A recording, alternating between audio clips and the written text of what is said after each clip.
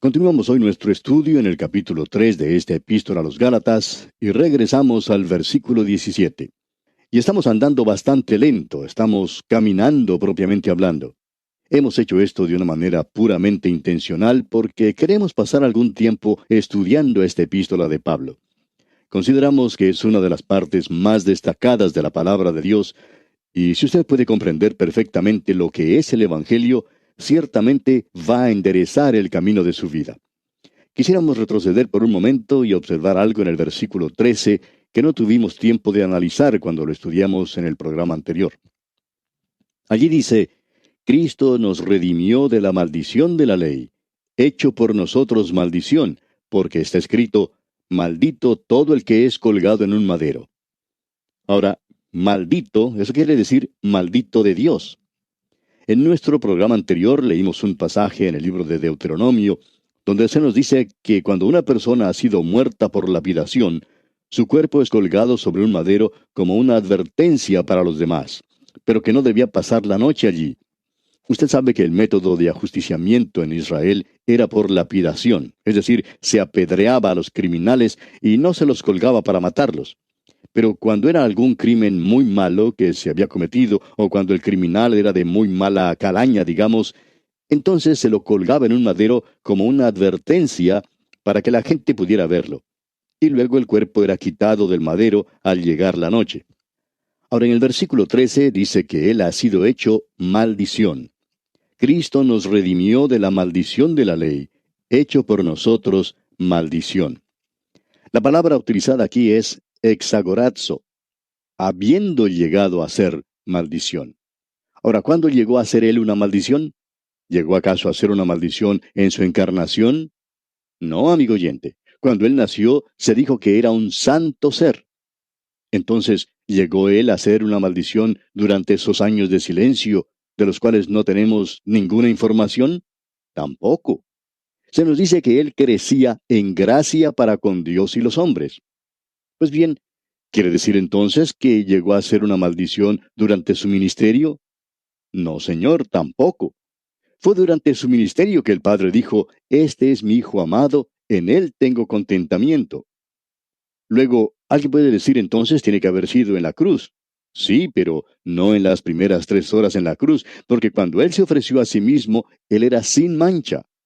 Allá en la epístola a los Hebreos capítulo 9 versículo 14 leemos, «Cuánto más la sangre de Cristo, el cual mediante el Espíritu Eterno se ofreció a sí mismo sin mancha a Dios». Así es que fue durante esas primeras 3 horas que el hombre hizo lo peor que podía hacer.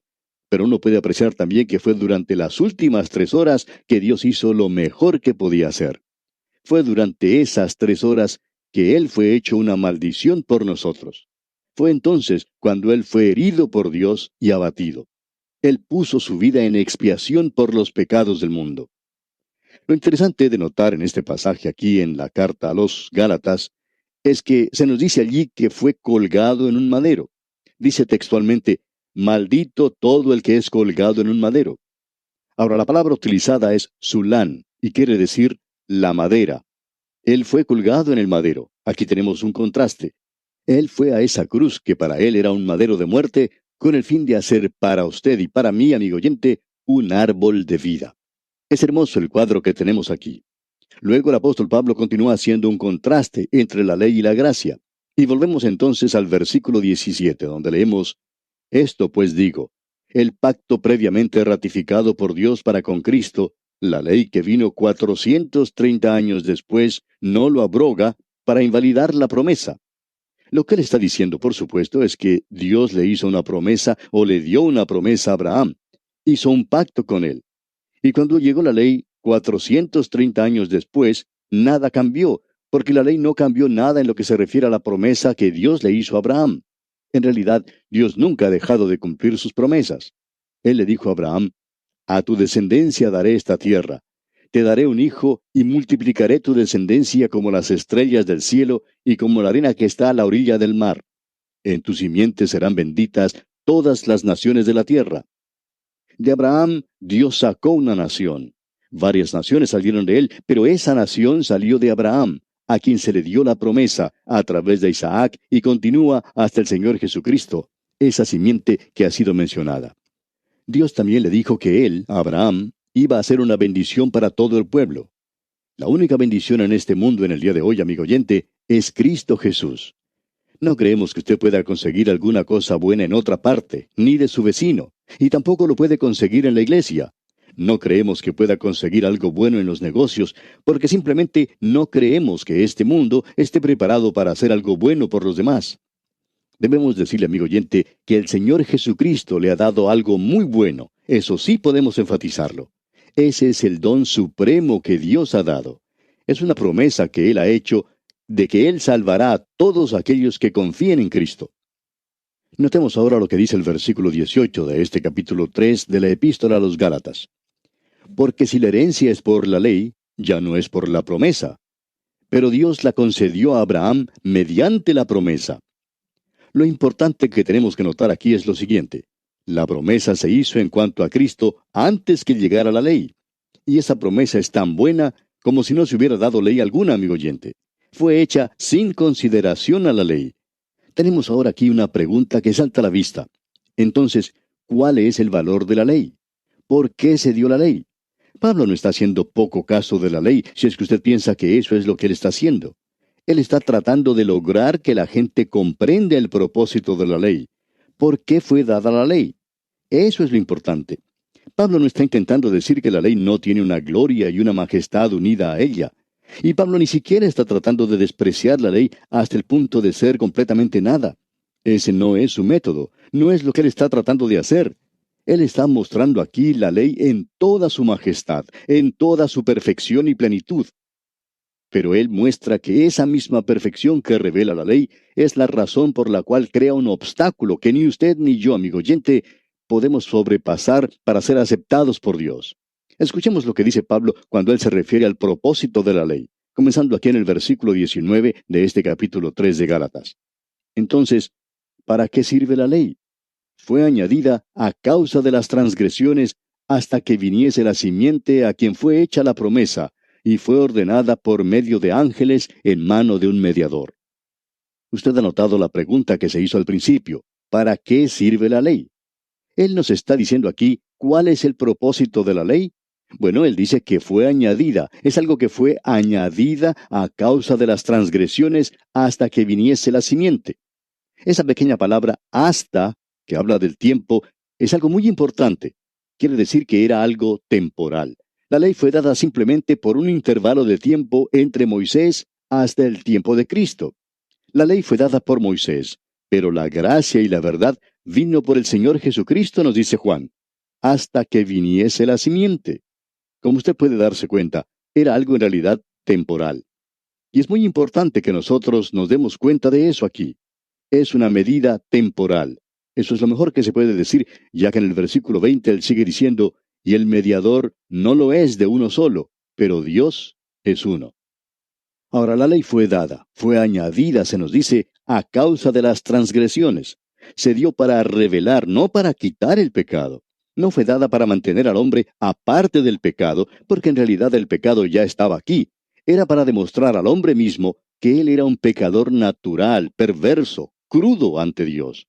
Cualquier hombre que sea honesto, honrado, se mira a sí mismo bajo la luz de la ley y puede apreciar que es culpable. No fue dada para probar que todos los hombres son pecadores. Tampoco fue dada como una norma por la cual usted y yo podemos llegar a ser santos, como están diciendo muchos liberales en la actualidad.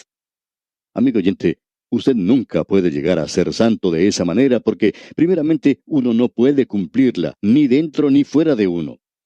Hay muchos en el día de hoy que piensan que el hombre llega a ser pecador cuando comete algún acto pecaminoso, que hasta ese momento ha sido una persona muy buena, y cuando fracasa y comete pecado, entonces se convierte en pecador.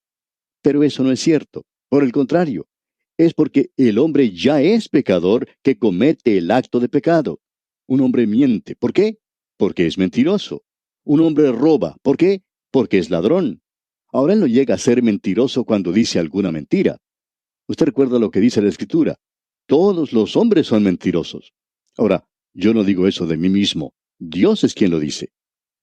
A veces, cuando uno comienza el día, no deja pasar mucho tiempo y ya tiene problemas. Le podemos echar la culpa a otras personas, pero uno muy tempranito llega a ser mentiroso. Alguien lo encuentra a uno, lo saluda y le dice, qué lindo día, ¿verdad? Pues bien, si uno quiere decir la verdad, es un día frío, lluvioso, no es lindo de veras. Sin embargo, uno contesta, sí, muy lindo. Y uno miente. Y luego le preguntan, ¿qué tal? ¿Cómo se siente? Y en realidad uno no se siente bien y debiera decir, bueno, tengo un mal gusto en la boca, no me siento muy bien. Pero uno no dice eso, sino que contesta, yo me siento muy bien, gracias. Y como usted puede ver, amigo oyente, uno ha mentido dos veces en la primera cosa que hace con la primera persona que encuentra en la mañana. Y es algo natural el hacer eso para nosotros, amigo oyente. Hay algunos que decimos mentiras peores o más serias que esas. ¿Y por qué lo hacemos? Bueno, todos tenemos esa misma naturaleza. La ley fue dada para demostrar que somos pecadores y que usted y yo necesitamos un mediador, alguien que esté entre nosotros para ayudarnos. Luego el apóstol Pablo continúa hablando en esta sección y dice en el versículo 21 de este capítulo 3: ¿luego la ley es contraria a las promesas de Dios? En ninguna manera, porque si la ley dada pudiera vivificar, la justicia fuera verdaderamente por la ley. ¿Ve usted? Si hubiera existido otra forma para salvar a los pecadores, amigo oyente, Dios la habría utilizado. Él hubiera dado una ley si eso hubiera sido posible.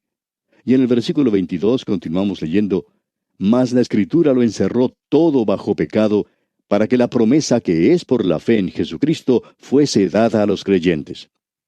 Usted aprecia que la ley trajo la muerte porque el alma que pecare, esa morirá, dice. Y como lo encerró todo bajo pecado, entonces todo murió. Ahora lo que se necesitaba, por tanto, era vida. Hemos visto que la ley trae la muerte, y eso es todo lo que hace, traer muerte. No es en realidad el grado, sino el mero hecho del pecado lo que nos trae la muerte. De modo que todos somos igualmente muertos. De igual manera, todos estamos en la misma necesidad. Usted puede haber cometido un gran pecado, como el cometido por Hitler, por ejemplo, pero usted y yo tenemos la misma clase de naturaleza. Fue Goethe, ese gran filósofo poeta alemán, algunos de los profesores universitarios de la actualidad están diciendo que él tenía cualidades que lo destacaban como figura cumbre en la literatura mundial. Pero en fin, fue él quien dijo, yo nunca he visto cometer algún crimen que yo también no hubiera sido capaz de cometer. O sea que él reconocía que tenía esa clase de naturaleza. Por tanto, no es simplemente el grado, sino el mismo hecho del pecado que trae muerte. El hecho que usted es un pecador. Es la misma gracia de Dios que ha evitado que la mayoría de nosotros fuésemos a parar a la cárcel. De seguro que eso es una realidad en nuestro caso. Permítanos ilustrar lo que queremos decir de que es el hecho, el acto del pecado y no el grado. Supongamos que estamos en un edificio muy alto, digamos de 24 pisos de altura. Arriba, en la azotea de ese edificio, se encuentran tres hombres. Y llega el capataz y les dice, tengan cuidado, no vayan a salirse de la azotea porque se pueden caer y si eso pasa, se van a matar. Uno de los hombres que está en la azotea dice, este capataz está loco. Siempre está tratando de asustarnos. Yo no creo que si uno se cae de aquí se va a morir. Y deliberadamente camina hacia la pared del edificio y salta al vacío. ¿Sabe una cosa, amigo oyente? Él ya está muerto. Puede ser que al pasar por el 10º piso, puede haber alguien en la ventana mirando y le dice, ¿cómo van las cosas? A lo que este hombre contesta, hasta ahora va bien. Pero amigo oyente, él todavía no ha llegado al pavimento. La muerte le está esperando allí. El capataz tenía razón. Ese hombre muere.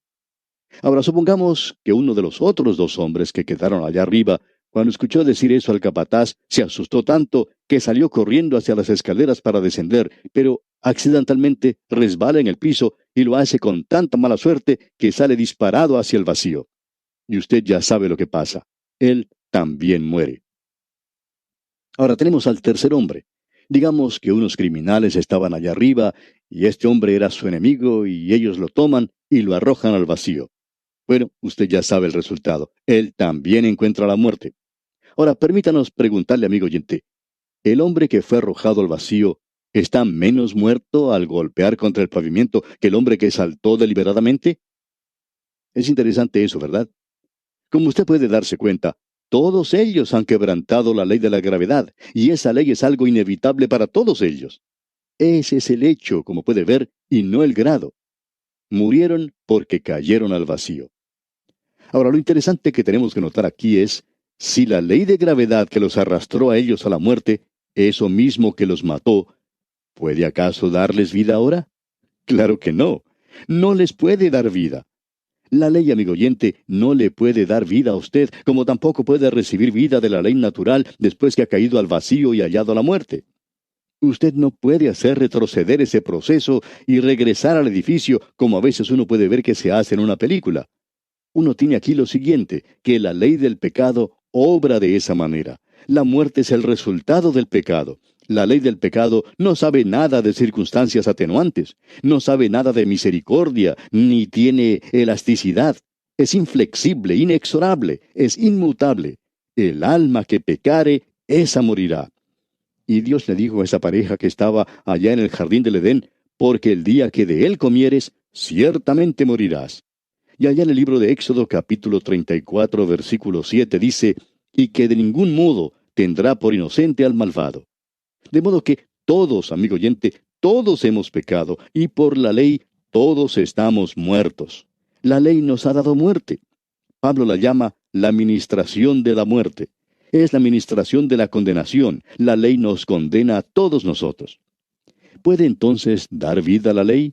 Amigo oyente, eso es imposible, como si la caída desde ese edificio tan alto pudiera darle vida a aquel que murió a causa de esa misma caída.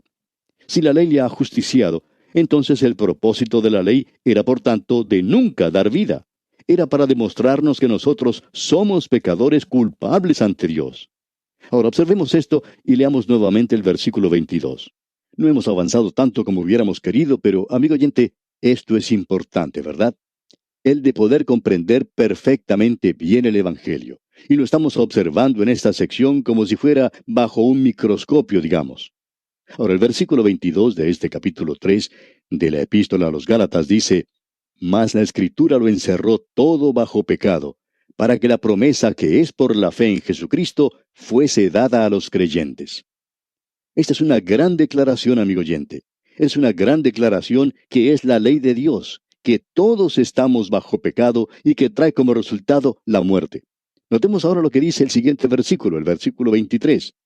Pero antes que viniese la fe, estábamos confinados bajo la ley, encerrados para aquella fe que iba a ser revelada. O sea, hasta que vino el Señor Jesucristo, la ley tenía misericordia porque tenía un propiciatorio. Tenía un altar donde se podía ofrecer sacrificios por el pecado y se podía obtener perdón y también hallar allí misericordia. Todo esto estaba señalando hacia Cristo. Pero antes de que viniese la fe, Pablo dice que nosotros debíamos permanecer bajo la ley, encerrados para aquella fe que iba a ser revelada. Luego dice, de manera que la ley ha sido.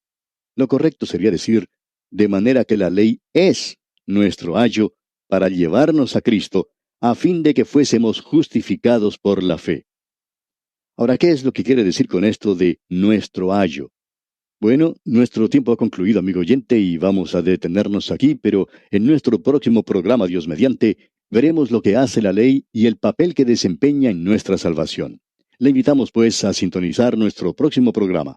Hasta entonces, pues, amigo oyente, que las bendiciones del Señor estén siempre con usted. Es nuestra ferviente oración.